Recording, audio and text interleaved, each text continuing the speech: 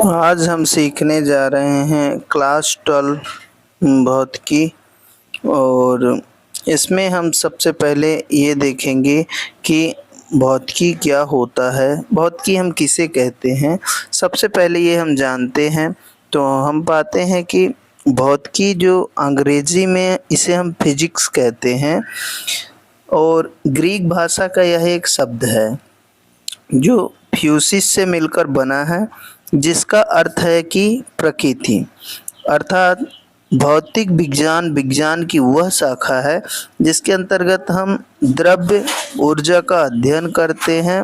और सीधा सीधा एक शब्द में कहें तो हम प्रकृति का अध्ययन करना ही भौतिकी कहलाता है।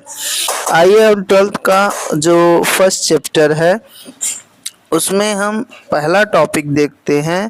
तो फर्स्ट चैप्टर में विद्युत आवेश एवं विद्युत क्षेत्र है, जिसका पहला टॉपिक है विद्युत आवेश, इलेक्ट्रिक चार्ज क्या होता है। आइए हम इसके बारे में पहले समझते हैं। तो विद्युत आवेश एक भौतिक राशि है जिसे अर्जित कर लेने पर कोई पदार्थ विद्युतमय हो जाता है और विद्युतीय गुणों को प्रदर्शित करता है। तो इलेक्ट्रिक चार्ज देखिए, इलेक्ट्रिक चार्ज अगर किसी में आ जाएगा तो वह क्या होगा कि उसमें इलेक्ट्रिसिटी के गुण आ जाते हैं और वह क्या करता है, अपने से हल्की वस्तुओं को आकर्षित करने का भी उसके अंतर्गत गुण रहता है। अब आइए हम इसके आगे हम चार्ज के टाइप को देखते हैं।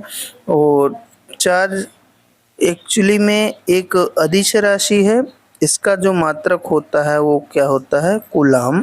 इसे हम C से डिनोट करते हैं। आवेश के प्रकार, आवेश दो प्रकार का होता है, एक धन आवेश और दूसरा होता है हमारा ऋण आवेश। तो धन आवेश हम किसे कहेंगे, तो देखिए जब किसी पदार्थ से इलेक्ट्रॉन बाहर निकल जाते हैं तो केवल उस पदार्थ में धन आवेश शेष बचता है।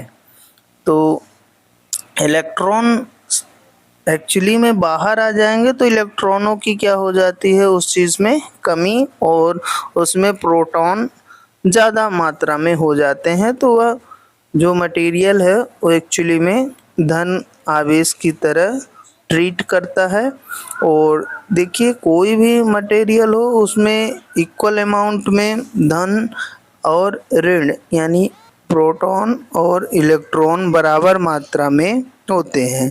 उसमें से इलेक्ट्रॉन जो कि हल्का होता है प्रोटॉन की तुलना में, इसलिए इलेक्ट्रॉन क्या होता है, थोड़ा ही एनर्जी पाता है तो वह बाहर आ जाता है और जिसके कारण वो पॉजिटिव हो जाती है। तो देखिए जब किसी पदार्थ में इलेक्ट्रॉन आ जाते हैं तो वह पदार्थ ऋणावेशित हो जाता है, अर्थात पदार्थ में इलेक्ट्रॉनों की वृद्धि होने पर वह क्या होता है कि उसमें प्रोटॉन मात्रा में उतने कम हो जाते हैं और इलेक्ट्रॉनों की संख्या क्या है, इलेक्ट्रॉन बराबर मात्रा में रहेंगे।